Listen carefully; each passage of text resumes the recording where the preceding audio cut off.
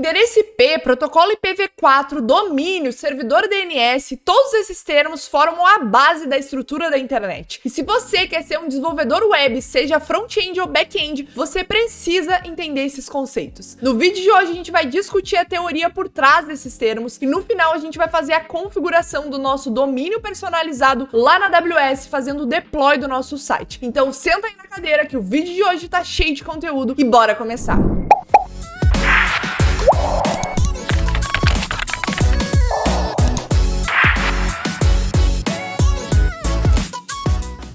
Então, o primeiro conceito que a gente precisa entender quando a gente está falando sobre domínios, servidores DNS, endereço IP e etc., é o que são os endereços IP. Então, o endereço IP nada mais é do que uma sequência numérica, tá? Uma sequência numérica usada para identificar o endereço de um dispositivo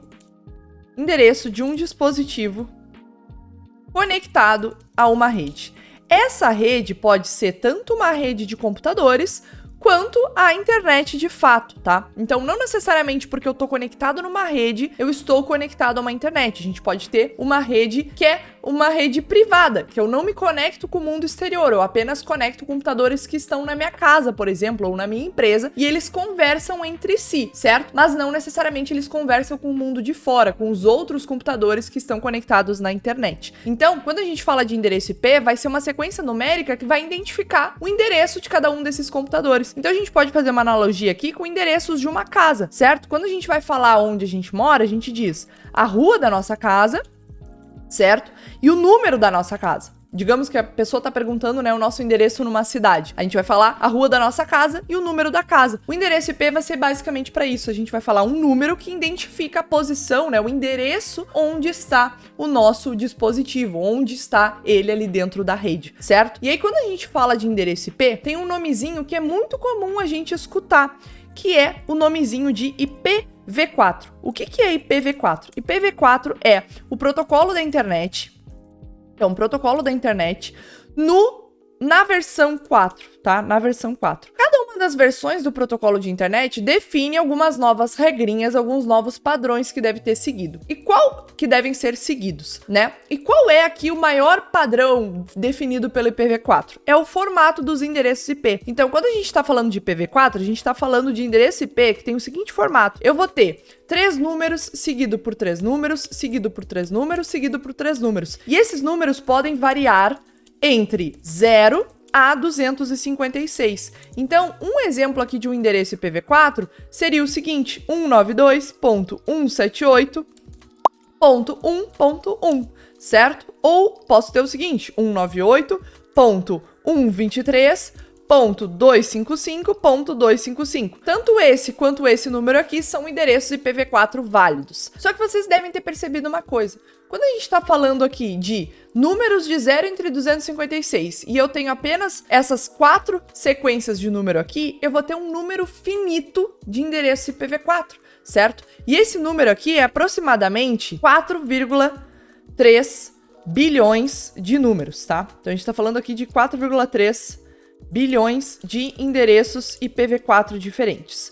Só que, como vocês já devem ter imaginado, hoje existe muito próximo de 4,3 bilhões de dispositivos conectados na internet. E se a gente tem aqui muito próximo algo de 4,3 bilhões, quer dizer que em algum momento esse número de endereços IPv4 aqui diferentes vai acabar. Então eu não vou ter mais endereços disponíveis para endereçar novos dispositivos na internet, certo? E é aí que surge o famoso IPv6. O IPv6 é uma nova versão do protocolo de internet, é a versão 6, e ela estabelece aqui um novo formato para os endereços IP. Fê, qual que é o protocolo, né? Qual que é a versão mais utilizada hoje do protocolo? Ainda é a versão 4, tá? A versão aqui do IPv4 ainda é a mais utilizada, é adotada por todos os servidores, certo? E ainda possui suporte em todos os locais, né, que lidam ali com internet. Mas já está começando uma adoção, tanto pelos provedores de nuvem quanto pelos provedores de internet, para a gente começar a utilizar o endereço IPv6 para identificar os nossos servidores. Essa é uma adoção que vai acontecer aos poucos, não é de uma hora para outra, já tá rolando há alguns anos e com certeza vai rolar por mais anos, vai continuar coexistindo. Então aqui a gente tem uma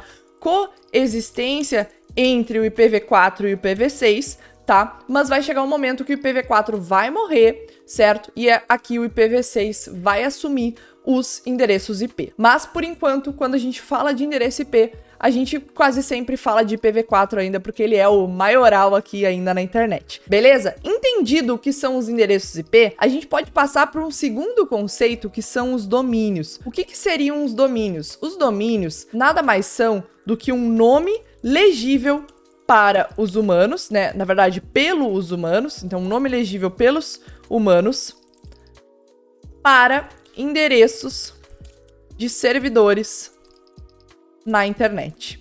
Então, uma forma que a gente encontrou de não precisar ficar decorando uma sequência de números enorme, como por exemplo aqui uma sequência de endereço IPv4, foi aqui os domínios, tá? Foi uma saída que a gente encontrou. Então, ao invés da gente precisar decorar uma sequência de números, a gente decora aqui um nome, tá? Então, a gente decora um nome e fica mais fácil para os humanos acessar sites na internet. Então, quando a gente vem aqui no navegador, o que a gente costuma fazer? A gente costuma vir aqui e digitar google.com. Ou a gente vem aqui e procura fernandakipper.com, né, .br. É o que a gente costuma fazer.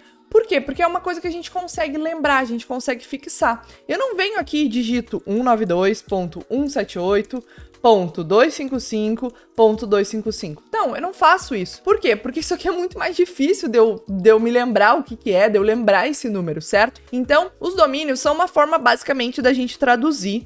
Então, a gente traduz endereços IP para nomes legíveis. Então, ao invés de eu digitar 192.168.255.212, eu digito fernandakipper.com, que fica muito mais fácil para mim.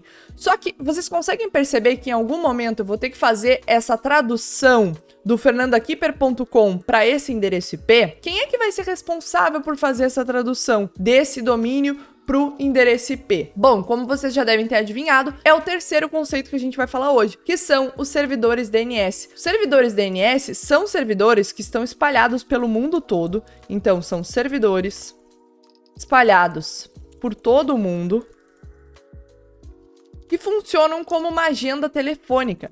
Então, eles funcionam como uma agenda telefônica. E, basicamente, o que eles fazem? Eles vão receber uma requisição que normalmente é enviada pelos provedores de internet. Então, a partir do momento que eu venho aqui no navegador e digito fernandakipper.com, essa requisição sai do meu computador, vai para o meu provedor de internet, no meu caso aqui, por exemplo, a Claro, certo? Chega lá nos servidores da Claro e a Claro se conecta a um servidor DNS para fazer a resolução desse domínio para um endereço IP, tá? Para encontrar onde está o servidor que está servindo esse site aqui, fernandakipper.com. Então, os servidores DNS funcionam como uma agenda telefônica. Eles vão receber a requisição de fernandakipper.com e vão devolver aqui que fernandakipper.com corresponde ao endereço 192.168.255.212, certo? Eles vão fazer essa tradução aqui. E aí, dessa maneira, o meu computador, no caso, vai conseguir mandar uma requisição para o servidor onde está rodando o meu site. E aí, o servidor onde está rodando o meu site vai conseguir responder aqui com os arquivos do meu site, que é o arquivo HTML, o arquivo CSS, JavaScript, etc. Então, vamos fazer o seguinte, eu vou mostrar uma coisa para vocês. Vamos descobrir qual é o endereço IP aqui do meu domínio fernandakipper.com. Então,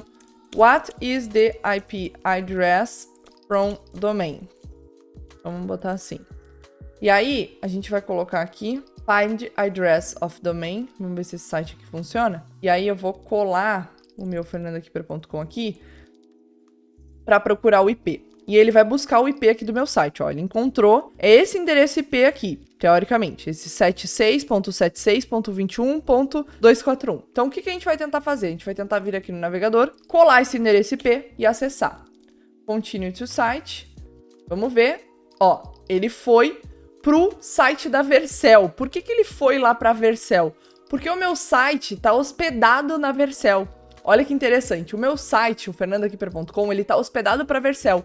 E esse meu domínio, ele tá redirecionando para os servidores da Vercel, certo? Então, deixa eu mostrar uma coisa para vocês, ó. Aqui eu tenho um projeto dentro da Vercel, onde eu tenho aqui os meus domínios, ó. Quer ver aqui, ó? Domains, certo? E aqui, ó, eu tenho conectado a esse site os domínios fernandakipper.com.br, www.fernandakipper.com, fernandakipper.com normal, certo? Todos esses domínios aqui estão indicando aqui para o meu servidor da Vercel, certo? Onde está hospedado o meu site. Então, lá onde eu comprei meu domínio, que no caso foi na GoDaddy, porque eu comprei há muito tempo atrás, hoje meus domínios mais novos já estão lá na Hostinger, mas esse aqui eu tenho há mais de 3 anos. Se eu entrar lá na GoDaddy, eu vou ver aqui que onde eu tenho as configurações do meu domínio, ó, aqui nos gerenciamentos de DNS do meu domínio, eu coloquei esse meu domínio para ele encaminhar para os servidores aqui da Vercel, tá certo? Ó, os servidores de nome que eu coloquei aqui para encaminhar foi os servidores da Vercel. Então, quando alguém acessa esse meu domínio, ele está sendo redirecionado para o servidor da Vercel, e então o servidor da Vercel faz um mapeamento aqui através do meu domínio para saber que ele tem que mostrar o meu site, que é o site X,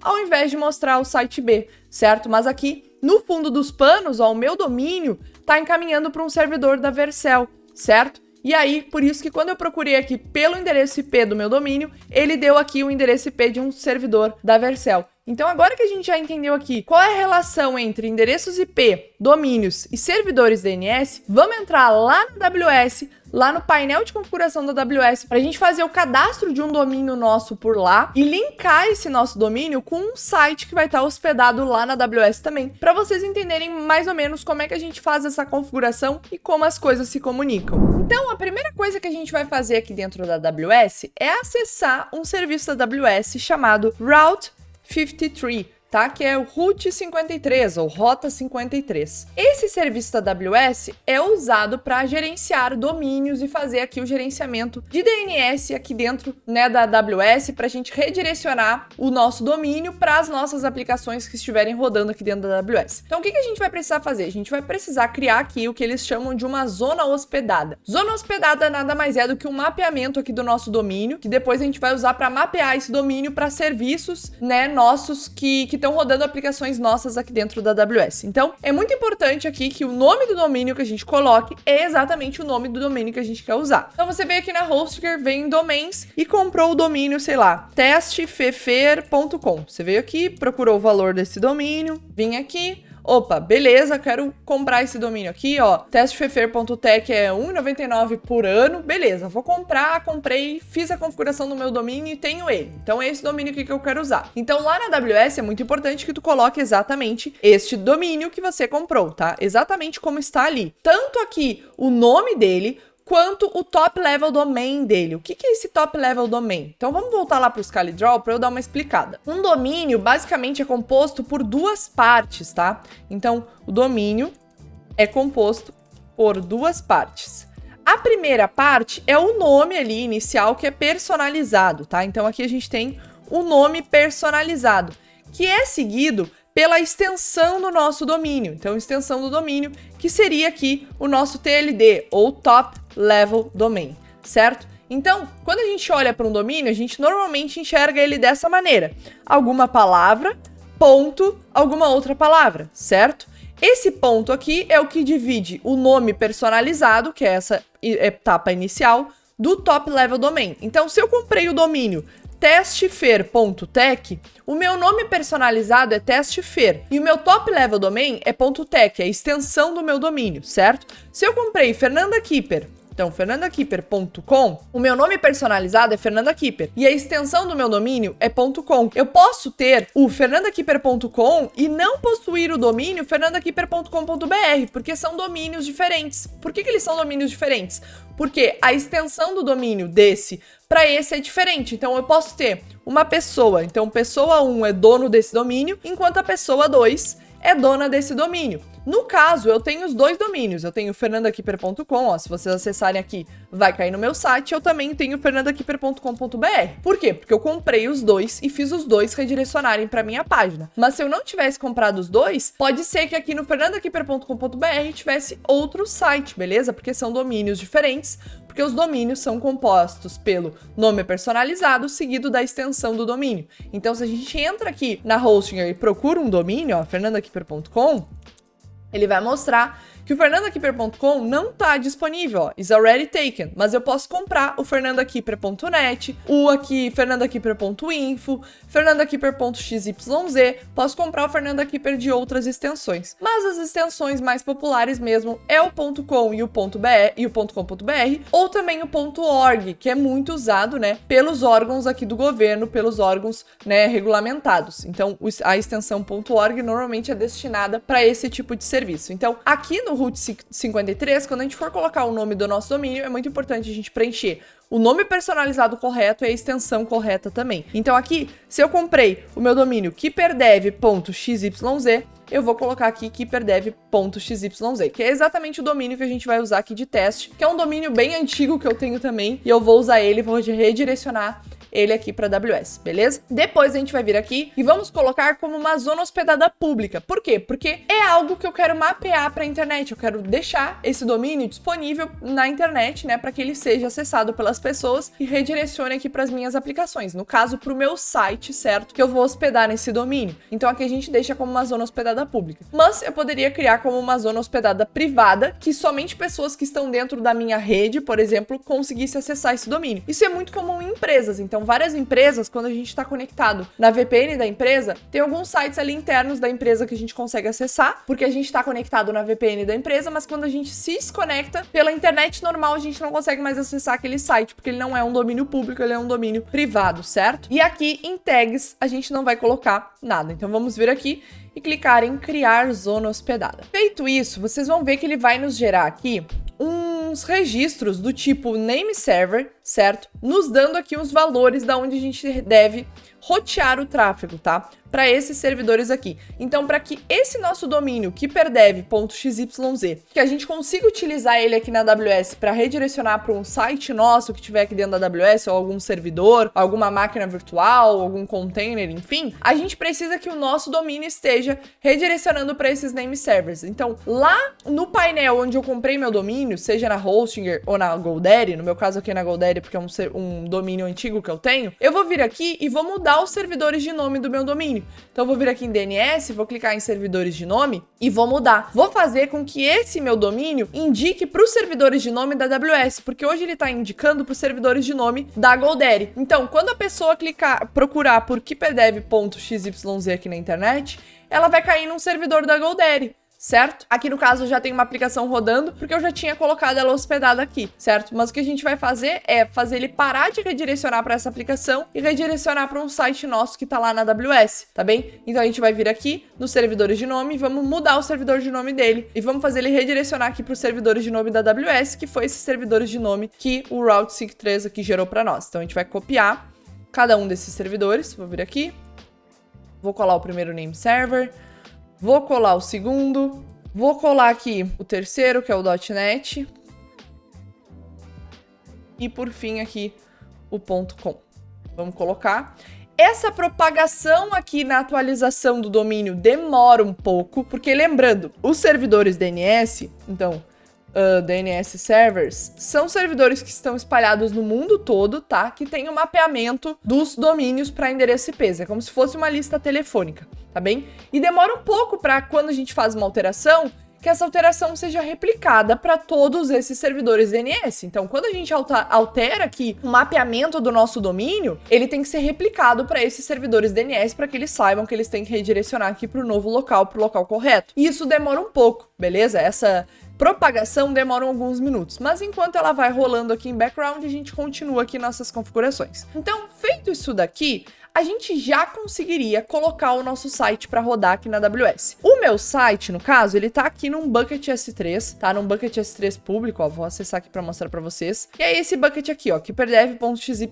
Se eu acesso aqui a URL de site estático desse meu bucket, eu já consigo acessar minha aplicação, que é esse aqui, Homeworks, né? Que é Home Funciona. Só que eu quero fazer com que o meu domínio seja o keeperdev.xyz, não esse domínio aqui que a AWS gerou para mim, certo? Então a gente vai ter que ir lá e vai ter que mapear isso no Route 53. Se eu for lá no Route 53, entrar aqui na minha zona hospedada, que corresponde ao meu domínio, e criar um novo registro, eu já conseguiria redirecionar aqui para o meu bucket S3. Então eu viria aqui em Alias, escolho aqui como um site do S3, escolho a região, então US East 1, que é onde está meu bucket, e poder escolher aqui o bucket, certo? E ele já criaria o roteamento, ó, vou mostrar para vocês. Eu fiz aqui, coloquei, certo, o novo registro e já consegue ver aqui, ó, que esse meu domínio agora tá apontando aqui tá roteando o tráfego lá para esse 3, que é onde está meu site. E aí eu já conseguiria acessar aqui pelo meu domínio, se já tiver propagado, no caso ainda não propagou.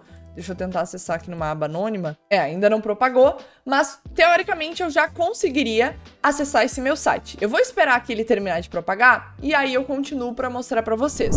Fazendo uma pausinha rápida no vídeo para contar uma super novidade para quem quer aprender inglês ainda em 2024. A Fluency Pass, que é a escola onde eu faço as minhas aulas de inglês, que eu sempre compartilho lá nos stories do Instagram, tá de aniversário neste mês de junho. E eles estão oferecendo uma super oferta para todo mundo que assinar os planos até o final do mês de junho. Então, além do desconto de até 47% off que a gente já tem aqui na comunidade há um bom tempo, eles também estão oferecendo 12 meses de garantia, um acesso ao módulo de inglês para negócios, que não dá acesso nos planos, é um módulo separado, mas assinando no mês de junho você vai ter acesso a esse módulo. E também eles estão dando aulas particulares em dobro. E o meu destaque é realmente para as aulas particulares em dobro. Porque lá na Fluency, uma coisa que eu gosto bastante é de colocar em prática o meu inglês. Então no plano Professional, que é o plano que eu tenho, eu já tenho acesso às aulas em grupo ilimitadas. Então eu posso fazer quantas aulas eu quiser durante a semana, durante o dia. Eu posso lá entrar e participar da aula em grupo e colocar meu inglês em prática. If I needed to find the right line, I would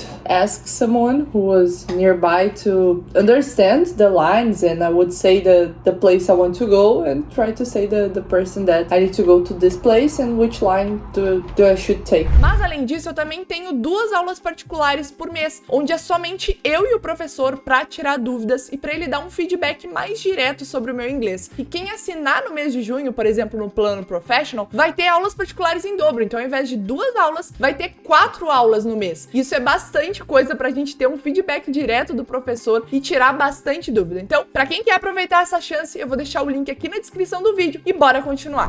Deixa eu mostrar uma coisa interessante aqui pra vocês. Tem alguns sites que são os DNS Propagation Checker, que a gente chama, onde a gente consegue consultar pela propagação do nosso domínio, tá? Para os servidores DNS. Então eu vim aqui e coloquei meu domínio keeperdev.xyz e fiz uma busca. E quando ele faz aqui essa busca, a gente consegue ver, ó, que ainda todos os servidores DNS espalhados pelo mundo estão apontando ainda para o endereço antigo, tá? Que era aqui o endereço lá da Vercel, certo? Que aqui é dos servidores da Vercel, porque era onde estava hospedado aquele site lá, ó, que tá mostrando ainda no meu domínio, no keeperdev.xyz.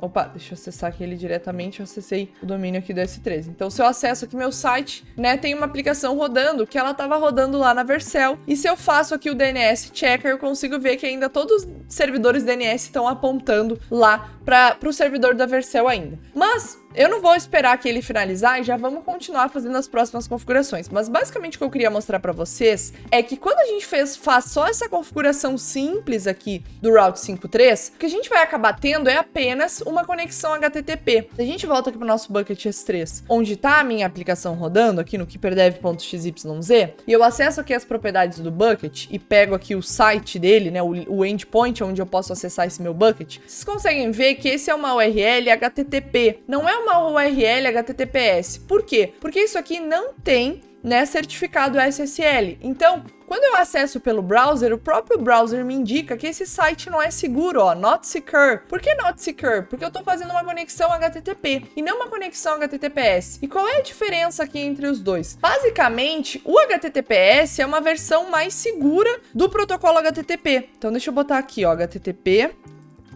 versus HTTPS. Os dois são chamados de Hypertext Transfer Protocol, tá? Que é protocolo de transferência de hipertexto, beleza? Os dois aqui, HTTP e HTTPS. Só que o HTTP é só o protocolo. O HTTPS é o mesmo protocolo, só que numa versão segura. Então aqui, ó, Hypertext Transfer Protocol Secure. Então, o HTTPS adiciona uma camada de segurança nas requisições. Então, quando a gente está falando de HTTPS, a gente vai ter uma criptografia que basicamente envolve uma troca de chaves entre o navegador e o servidor onde está rodando a aplicação. Dessa forma, a gente consegue garantir que quando eu acesso aqui, por exemplo, itaú.com.br, né? Ou eu acesso aqui gov.com.br, eu tô realmente acessando o servidor do Itaú, ou eu tô realmente acessando aqui o servidor do Gov. Na verdade não é .com.br, né? É .org aqui, que é de governo. Então, quando eu acesso o gov.org, se eu consigo acessar via HTTPS, né, aqui tanto o caso do gov.org quanto do itaú.com.br, eu consigo me certificar que esse servidor que está me retornando uma resposta, né, que está me retornando aqui o site do Itaú ou o site lá do Gov, é realmente quem ele diz que é. Né, é realmente o dono daquele domínio. Então, quando a gente está falando do protocolo HTTP, a gente está falando de um protocolo que não tem nenhuma camada de segurança, de criptografia entre a transferência dos dados entre o cliente e o servidor, tá? Então aqui, no normal, não tem criptografia na transferência dos dados entre cliente e servidor. E aí, o que pode acontecer nesse caso aqui? Eu posso sofrer ataques de middleman. Então, eu posso ter uma pessoa no meio que altera essa requisição e muda a minha resposta quando envia para o servidor, ou se passa pelo servidor e me envia uma resposta, certo? Mas quando eu tô falando de HTTPS, esse risco cai muito. Por quê? Porque eu vou ter uma criptografia basicamente de ponta a ponta. Então, eu vou ter uma criptografia entre a mensagem que sai do meu navegador e do meu PC para o servidor que contém a aplicação.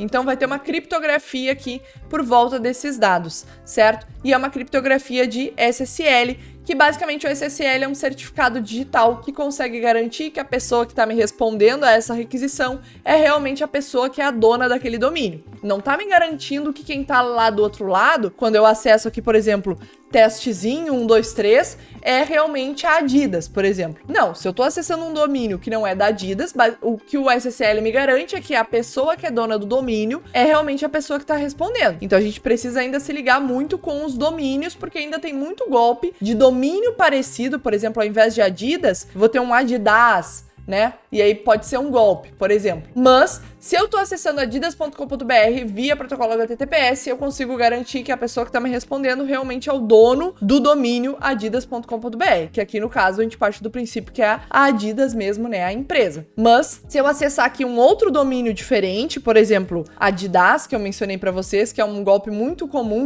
que os hackers fazem, né, que os golpistas, na verdade, de comprar um domínio parecido pra tentar enganar a pessoa, porque ela vai ver aqui, vai ver que é uma conexão segura, etc, mas não vai se ligar que é um domínio diferente, certo? E aí vai, mesmo assim, ter conexão HTTPS, o browser vai me garantir que é segura, mas a pessoa que tá lá do outro lado não necessariamente é Adidas, é só tô garantindo que é o dono daquele domínio, beleza? Então, quando a gente faz esse mapeamento simples aqui no Route 53, a gente voltar lá pro Route 53, eu tô fazendo apenas um mapeamento para que o meu domínio redirecione lá pro servidor do S3, e aí eu tô tendo aqui apenas uma conexão HTTP. Se eu quiser adicionar aqui uma camada de SSL no meu domínio, se eu quiser adicionar aqui requisições HTTPS, eu vou ter que fazer uma configuração a mais. Então, o que a gente vai precisar fazer? Eu vou excluir esse registro aqui. Deixa eu até vir aqui no DNS Propagation, ó. Aqui, ó, se a gente olhar, em Amsterdã e na Alemanha, Bangkok, já mudou o servidor, ó. Já não é mais o servidor da Vercel. Aqui já tá redirecionando para os servidores da Amazon. Deixa eu tentar acessar de novo aqui o Hyperdev, hyperdev.xyz,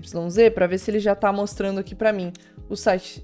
Não, ele ainda aqui pra mim tá na versão antiga, beleza, mas a gente já consegue ver que tá propagando já o domínio. Então, nesse meio tempo, a gente vai continuar as configurações. Eu vou excluir aqui o que eu fiz, tá? Vou excluir esse registro direto pro bucket da S3 e agora o que a gente vai precisar fazer? A gente vai precisar configurar aqui um certificado SSL para esse nosso domínio. Então a gente vai vir aqui no Certificate Manager, nesse serviço AWS, e vamos dizer que a gente quer solicitar um certificado para o nosso domínio. O que é isso? Eu tô querendo dizer para a AWS, ó, eu sou dona desse domínio aqui, o hyperdev.xyz, e eu quero que quando alguém faça uma requisição para esse domínio, tu me garanta, tu emita ali um certificado para mim para garantir que eu sou a dona daquele domínio mesmo, certo? Então a AWS vai dar um certificado SSL para mim. E como que ela vai garantir que sou eu mesma? Então eu tenho que primeiro colocar meu domínio. O que ela vai fazer? Ela vai me dar alguns servidores aqui, alguns valores CNAME que a gente vai precisar cadastrar lá no nosso domínio. E aí, quando ele bater no domínio e verificar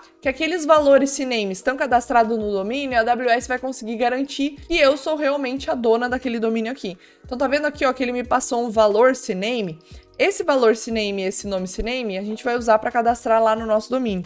Então eu vou vir aqui no Route 53, aqui no meu registro, na minha zona hospedada primeiro, né? E vou criar um novo registro. Vou criar um registro para esse nome aqui, tirando o .xyz do final. Perfeito? E o valor vai ser esse valor aqui que a AWS me passou. Dessa forma, quando eu vinculo, aqui ó, opa, coloquei o ponto no final. Quando eu vinculo aqui, deixa eu ver qual é o erro. Aqui é um CNAME e não um tipo A, né? Tem que trocar aqui o tipo do registro, é um CNAME, não tipo A. E aqui tem que ter o ponto sim. Vou criar. Então, quando eu coloco esse valor de CNAME aqui cadastrado no meu domínio, e a AWS consegue certificar que esse valor é o valor aqui que ela passou para mim, basicamente ela tá conseguindo validar que esse domínio aqui é meu mesmo. Por quê? Porque ela falou, ó, se esse domínio é teu mesmo, então coloca esse valor lá no teu domínio. Aí eu vou lá e coloco esse valor CNAME. Aí quando ela for bater, ela consegue validar que realmente tem esse valor lá. E se ela conseguir validar, quer dizer que eu realmente sou a dona daquele domínio, porque eu consegui ir lá, editar e colocar esse valor. E aí dessa forma ela consegue garantir e aí ela emite um certificado para mim. Beleza? E aí, dessa maneira, ó, já tá emitido. E aqui já deu êxito, ó. Ela já conseguiu mapear esse endereço para mim mesma. Então, ela já tá dizendo aqui, ó, que esse domínio já tá emitido, né? E já tem êxito aqui no cadastro. Então, ela já emitiu um certificado para mim. Com esse certificado, a gente vai conseguir configurar para que as nossas conexões aqui ao nosso domínio sejam feitas através do protocolo HTTPS. Então, o que a gente vai precisar fazer agora para configurar requisições HTTPS, né? Pro nosso site, lá pro nosso bucket do S3, é criar uma distribuição no CloudFront. Se a gente estivesse falando de alguma função lambda ou alguma máquina do EC2, né, algum servidor que a gente estivesse rodando no EC2 ou no SS, um back-end no caso, que a gente quisesse linkar o nosso domínio, a gente ia precisar criar um load balancer. Mas no caso, a gente não está criando isso, a gente quer criar um front, né, que tá lá no S3, então para isso a gente vai utilizar o CloudFront, que é o serviço aqui de Content Delivery da AWS, certo? Então a gente vai vir aqui no CloudFront e vamos criar uma nova distribuição. A origem dessa nossa distribuição vai ser aqui nosso bucket do S3, certo? Esse bucket aqui, né, o keeperdev.xyz. E a gente vai ter que habilitar aqui o Use Website Endpoint, beleza? E aí nós vamos vir aqui em Viewer e vamos trocar de HTTP e HTTPS para Redirect HTTP para HTTPS, fazendo com que todas as nossas requisições, mesmo as que sejam HTTP, sejam redirecionadas aqui para o HTTPS. Beleza? Aí a gente vai vir aqui em Web Application Firewall, vamos deixar desabilitado por enquanto, tá? Vamos vir aqui em Custom SSL Certificate e escolher o nosso certificado SSL que a gente criou agora há pouco. E aí, por fim, a gente vai lá em Alternate CNAME, logo em cima do SSL, a gente vai adicionar um novo item que vai ser o nosso domínio. Então, keeperdev.xyz. Então, add item, vamos deixar só esse, keeperdev.xyz. Deixar aqui o nosso certificado SSL, beleza? E vamos criar a distribuição. Pronto, criada a nossa distribuição do CloudFront, agora a gente vai precisar fazer um último ajuste, que é lá no Route 53. O que a gente vai fazer aqui no Route 53? A gente vai fazer com que o nosso domínio aponte para o nosso servidor do CloudFront, que está apontando para o nosso S3 e fazendo todo o redirecionamento das requisições HTTP para HTTPS e também usando ali o nosso certificado SSL que a gente emitiu. Então, entrando aqui na nossa zona hospedada do nosso domínio, a gente vai vir aqui, vamos criar um novo registro, um registro do tipo A, tá? Que é o registro que roteia um tráfego para um endereço IP ou algum recurso da AWS. Vamos escolher aqui o alias e aí vamos fazer um alias para uma distribuição do CloudFront. Qual distribuição? A distribuição que a gente acabou de criar. E aí quando eu seleciono aqui, ó, ele já traz automaticamente o domain name do meu CloudFront. Eu vou vir aqui, vou criar o registro e pronto, isso aqui já seria o necessário para fazer com que o meu domínio aponte para o meu site que está hospedado lá no bucket do S3, certo? E com que esse domínio tenha ali o certificado SSL para que eu consiga fazer conexões HTTPS e não só HTTP. Se eu vier aqui para o DNS Propagation Checker e buscar por esse meu domínio, ele já começa a retornar aqui, ó, quase em todos os servidores DNS, os endpoints da AWS. Então vamos esperar aqui alguns minutinhos e assim que ele finalizar a distribuição, a gente já vai conseguir acessar aqui o nosso domínio, keeperdev.xyz, e visualizar o nosso site. Se eu entrar aqui, ó, já tô fazendo uma conexão HTTPS e aqui já tá retornando Homeworks, que é o site que tá dentro lá, né? É o index HTML que tá dentro lá do meu bucket S3. Então a gente aprendeu o que é domínio, o que é endereço IP, o que são servidores DNS, como funcionam as conexões HTTP e HTTPS, né? O que é o certificado SSL e por fim ainda fizemos a configuração do nosso domínio aqui na AWS, fizemos ele redirecionar para um CloudFront, né? Que redireciona aqui para o nosso site estático que está hospedado lá num bucket do S3. É isso, vídeo completaço. Então, se você gostou desse vídeo e quer aprender a fazer o deploy do seu front-end num bucket do S3 para completar com os conhecimentos do vídeo de hoje, eu recomendo que você assista esse vídeo aqui, onde eu expliquei todo o passo a passo do zero. Se você gostou do vídeo, também não esqueça de deixar seu like e se inscrever aqui no canal. Eu gostaria de aproveitar esse momento para agradecer a todos os membros aqui do canal, especialmente aos membros seniors. Vocês são muito especiais e moram no meu coração. É isso, galera, e até o próximo vídeo.